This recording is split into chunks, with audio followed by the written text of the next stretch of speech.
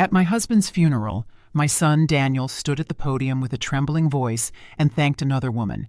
"She was the one who was truly family to us," he said. At that moment, all eyes in the room turned to the woman in the front row, the one in the fitted dress and perfect makeup, with delicate tears resting in her eyes. And me, the real wife, the mother. I sat off to the side, unnoticed, invisible. When the lawyer later informed me that my husband had left everything to her, not a single dime for me, Linda McAllister embraced my son and smiled a triumphant smile, as if she had already won. But then I pulled out the second will, and just like that, there was no one in the room smiling anymore. I never imagined my life would begin anew at a funeral. Robert died in a sudden car accident. He was driving downtown that morning in a heavy rain. They said the brakes failed on a curve and the car crashed into a supermarket. He was gone quick. The doctor said he didn't suffer, but I wasn't sure he deserved such a clean departure. We had been married for 40 years. I used to think our marriage, while not romantic, was at least solid. Like one of those old houses weathered by storms, worn on the outside, but still standing. I gave up my career to tend to every corner of our home. He always said, "I can take care of you. You don't need to work." And I believed him. I naively thought it was some kind of love. At the memorial, I wore his favorite charcoal gray wool coat and stood by the chapel entrance greeting guests. The wind whipped, my fingers were numb. Still, I smiled, doing my best to make sure his farewell was dignified and orderly. Robert cared so much about appearances, about what other people thought of him. Even in his death, I found myself maintaining that neat facade for him. Daniel was at the podium. He's our only child. He turns 33 this year and is a back-end engineer for a tech company. He wore a sharp, dark suit. His face was solemn, and his voice was as steady as always. After reading a tribute to his father, he paused, and his eyes reddened. "There's someone I want to give a special thank you to," Daniel said, his voice a little shaky. The room fell silent. I clutched my handbag in my lap, my knuckles turning white.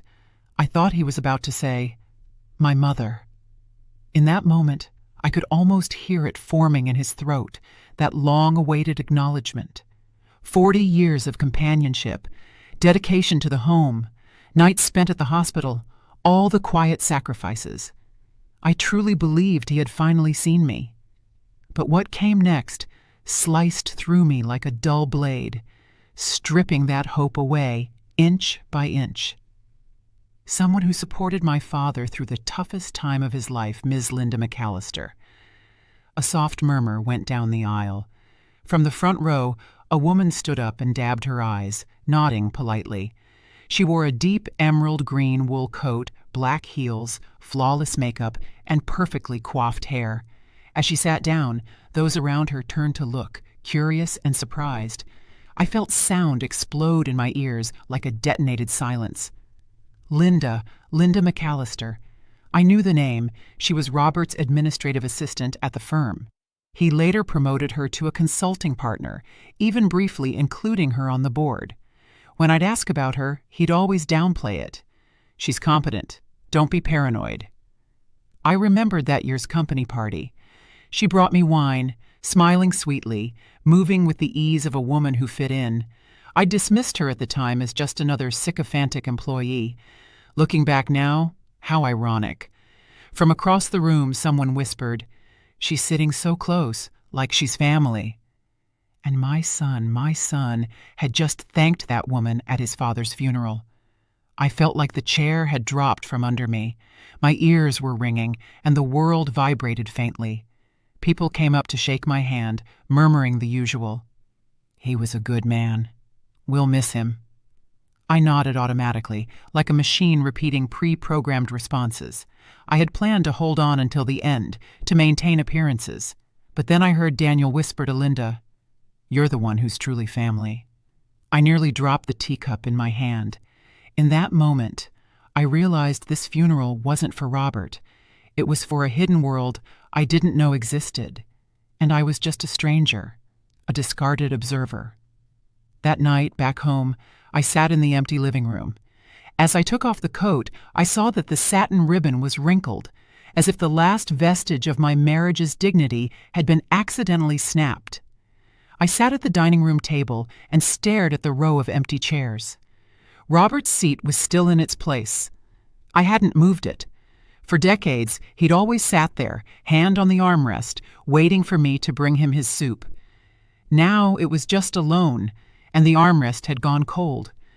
There were still bottles of his favorite beer in the fridge. I never liked the brand, it was too bitter, but he'd buy a six-pack every week, just for him. Turns out, habit is the cruelest prison. I didn't sleep that night. I pulled out some old photo albums. In the photos, we were still young. There was light in his eyes. I smiled easily back then. I even found an old employee ID from when I was a financial consultant at his firm. Short hair, self-assured, always seated second from the right at every board meeting. Then he told me, "You should quit. I'll take care of everything." And I, foolishly, listened.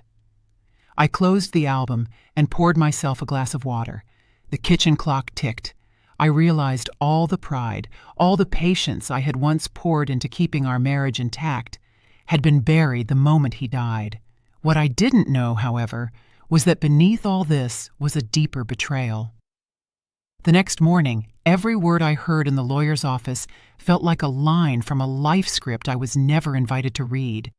The air smelled faintly of ink and old wood cabinets. A faded print of the Constitution hung crooked on the wall, and sunlight filtered through the blinds, slicing the floor into narrow strips of light. It was the law firm Robert had designated before his death. The lead lawyer was a man in his 50s with a slow, heavy voice.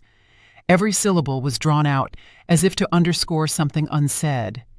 "Pursuant to the will signed by Mr. Robert De Smith 3 years ago," he began with mechanical calm, "the majority of his assets, including the main residence in Summerball, the vacation property in Nantucket, and the remaining balance of his personal accounts, shall be inherited by Ms. Linda McAllister." I wasn't just stunned. I felt like I'd been pushed off the main stage of my own life, left standing behind the curtain in a dead spotlight, unsure if I had ever truly played the part I thought was mine. I turned to look at Daniel.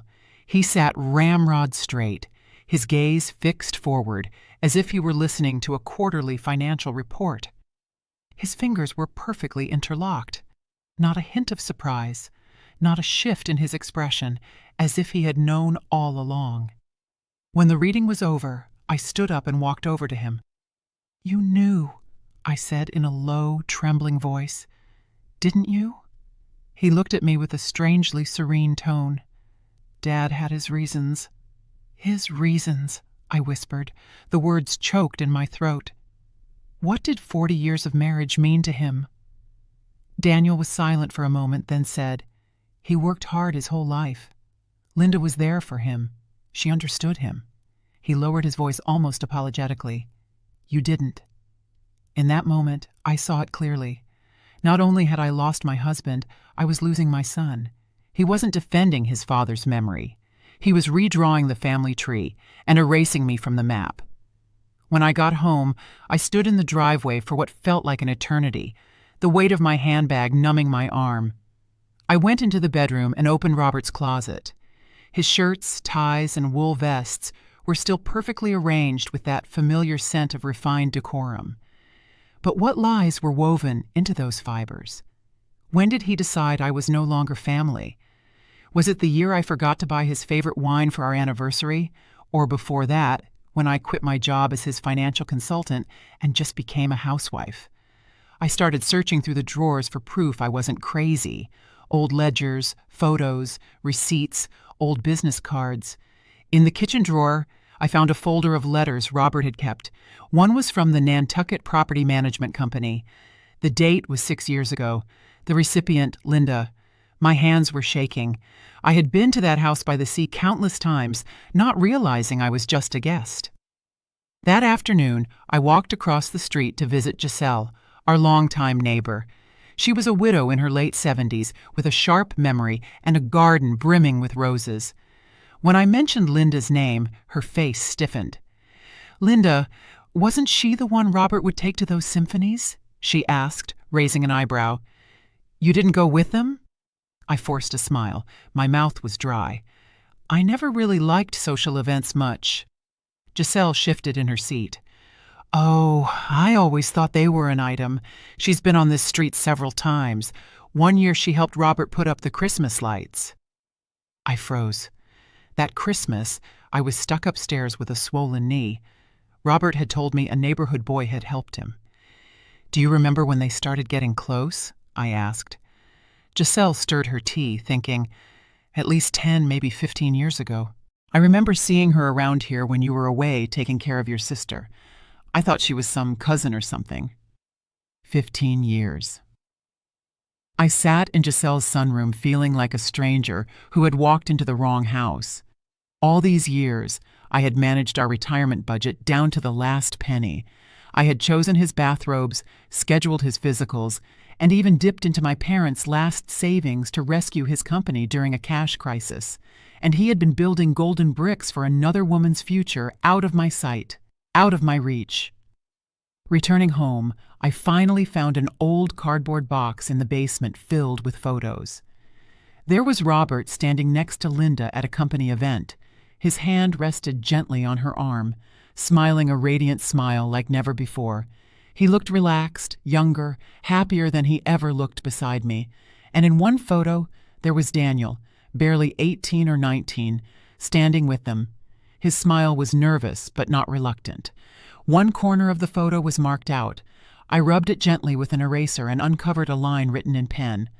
Our little family will be official one day. I could almost hear something break in my chest. It wasn't a heart. It wasn't glass. It was something deeper, something called trust, and it would never be whole again. That night, I lit a single candle in the kitchen, and, for the first time in this house without Robert, I put on music, a slow, soft, unhurried jazz record. I started to wonder. Maybe I'd lived my whole life to his rhythm and never danced to my own. But not anymore. From now on, the music, the beat, the dance steps, it's all mine to choose. I thought the worst was over. The will, the truth about the properties. Linda, taking her place at the center of it all, brazenly labeled as family. That was enough humiliation for a lifetime. But I hadn't realized that what would truly break my heart was Daniel. He is my only child. I had believed that however unrecognizable the rest of the world became, he would still be mine. We agreed to meet at the town cafe, the one where he used to get caramel dessert as a little boy. He showed up in a trench coat, his demeanor stiff and formal, as if he were preparing for an interview, not to meet his mother.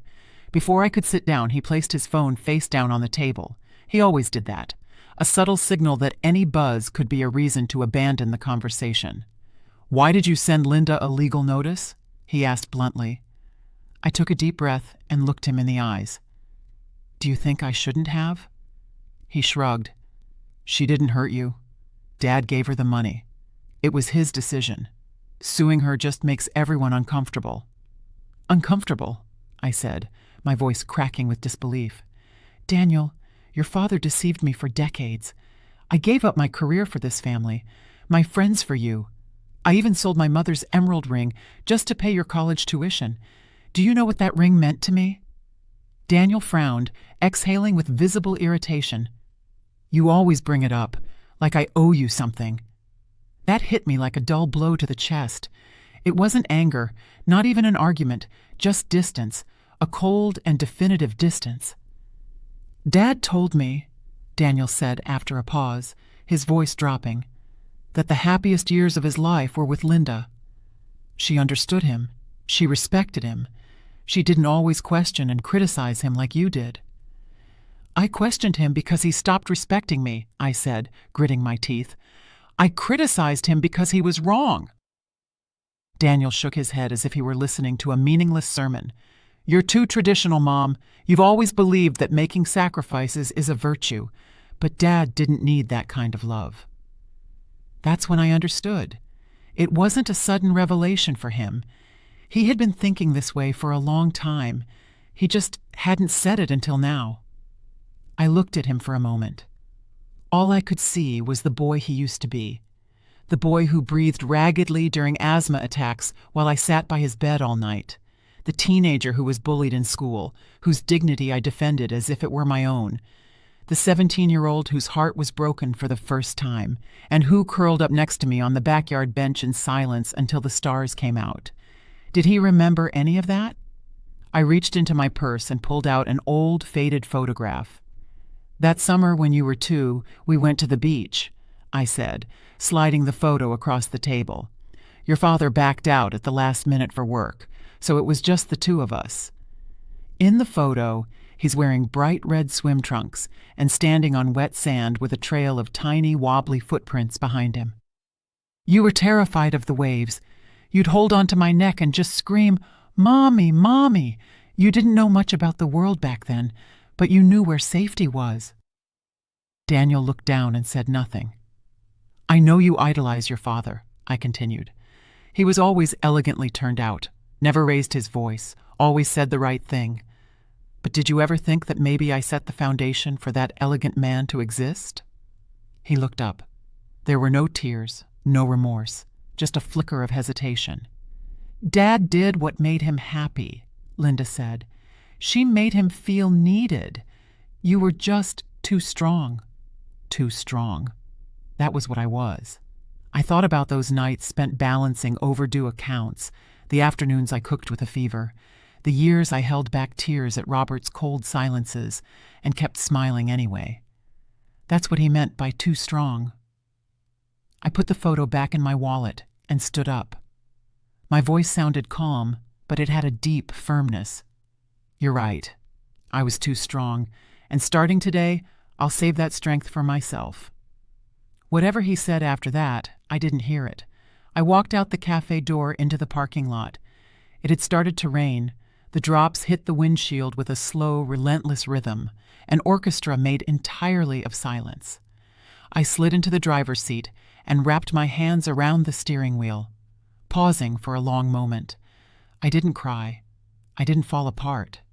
I just sat there, realizing that what I had lost wasn't just a husband. I had lost my marriage, my family, even my son. But in that same breath, I understood something else. I could no longer wait for someone else to tell me who I was. It was time to live for myself. At first, I thought Linda was just a late-life accident in Robert's story, a calculated opportunist, a woman who slipped in through the cracks. But now I see things clearly. She was never an accident. She had planned everything. On a rainy afternoon, I sat at the kitchen table with a mug of cold coffee in my hands, looking at her public Facebook profile. Her profile picture showed her on the beach, smiling softly, the background edited with a tasteful blur, as if she didn't want anyone to see what was truly behind her.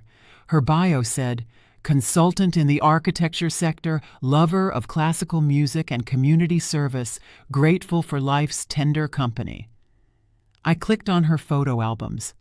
The first image, Robert was seated in a wicker chair holding a slice of lemon pie she had apparently made for him. The text said, "His smile is my favorite reward." The date stamp said it was 6 years ago, the same year I was bedridden with arthritis. Robert had told me then that work was overwhelming and he would be traveling a lot. I believed him. I thought he was simply evading the burden of caring for someone, but now I knew. He wasn't escaping me. He was living somewhere else without me. I scrolled down and found more images both familiar and strange at once. There was Robert standing in Linda's living room in the wool jacket I had given him. There he was, helping her plant flowers and arrange bonsais in her garden. And then a video came up. Robert was toasting her with a Christmas song playing softly in the background. Daniel was there. I froze. My hand hovered over the touchpad. Daniel, who was still in college at the time, had slightly longer hair and a shy, boyish face. Linda had her arm around his shoulder and said, laughing, "Your dad should be proud of you." That's when I understood. Linda was never just Robert's secret. She had been positioning herself for years as part of our family. And I was the woman she planned to displace. I called Ruth. Ruth Lanier had been a close colleague during my years at Robert's firm. one of the few women I had kept in touch with after I left the job. She was semi-retired now, helping her daughter raise a grandchild and taking on the occasional freelance financial case. She answered on the second ring with the same energy she always had. "Maggie, my goodness, I heard about Robert. I've been meaning to call you." "Thank you," I said. I didn't stall. "Ruth, I need you to help me find something." She didn't hesitate. "Tell me what you suspect." I paused. My voice sounded calm, but it was firm. "I believe Robert used company funds, for at least the last decade, to buy properties for Linda, and there might be other unaccounted-for transfers." Ruth went quiet. "You're not just fixing a marriage, Maggie. You're looking to expose fraud." "I want the truth," I said. "I've spent too long in the dark." We agreed to meet at her house in 2 days. In the meantime, I became a woman on a mission. I went to the local library and looked up Linda's property records in Summerball. One house, a single-family villa under her name. Purchase date, 5 years ago. Right at the tail end of the company's employee housing benefits project, the same one Robert was overseeing. I had visited there during that project. I remember joking at the time, "On the next trip you take me too." He dodged the suggestion. "You wouldn't like it there." Now I knew. The room was not reserved for clients. It was for her. 2 days later, I drove to Ruth's house. Her home was in a quiet suburb, a pale gray bungalow with a row of withering chrysanthemums out front. She greeted me with a glass of lemon tea and opened her laptop. "I checked some archived payment records," she said, scrolling through 3 entries labeled "Outside Consulting Support." "But the beneficiary company is a shell. No physical office is listed." She zoomed in on one line. $50,000 paid the same month you were home recovering from surgery. My stomach twisted. Ruth looked at me with concern from behind her glasses. "Are you sure you want to go through with this? Most people would just prefer to let it go." I didn't answer. I just saved a screenshot of the file to my flash drive. On the drive home, I went slow. The sun hit the windshield hard, and the air smelled of early autumn. The radio played an old 60s ballad. The chorus repeated softly, "You only find the truth when you stop pretending." Yes, only when you stop pretending do you begin to see clearly. Back at home, I sat in front of the computer and saved Linda's Facebook photos to a new folder. I named it Evidence. I was no longer the woman who buried her emotions behind a stove. I was Maggie Smith, the legal wife of Robert, the mother of Daniel, the one who had been edited out of her own life story, and the woman who was about to rewrite the ending. The second batch of documents from Ruth arrived just as I was wiping down the kitchen sink. Sunlight filtered through the blinds, casting clean stripes across the countertop. I paused for a second, with a rag in my hand, and thought that was how my marriage had been maintained. Tidy, silent, until the kitchen no longer felt like mine. The email subject was simple. 3 suspicious transactions. Key, preliminary legal feasibility assessment. I opened it. A few familiar PDF statements filled the screen. Ruth had annotated them.